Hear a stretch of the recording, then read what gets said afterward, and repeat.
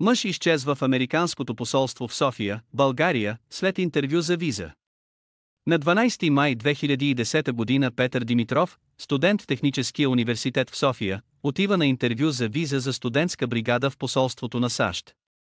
Той влиза в посолството, но не излиза. В деня на изчезването си Петър е с приятеля си от детство Евгений Димов и приятелката му. Те го чакат повече от 3 часа пред посолството, но той не се появява. Следва работна хипотеза. Посолството на САЩ в София е построено на високата част в София. Под земята има 8 етажа.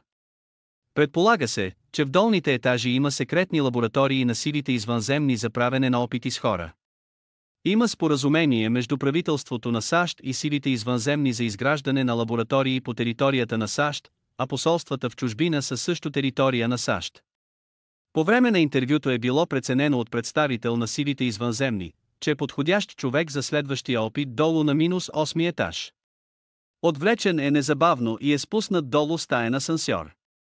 Въпроси без отговори за сега. 1. Колко точно са силите извънземни в Американското посолство в София? 2. Какви точно опити се правят там с хора? 3. Какво точно е тайното споразумение между правителството на САЩ и силите извънземни? Искате ли да получите още информация за тази загадъчна случка? Напишете в Google следното: изчезване на човек в Американското посолство в София.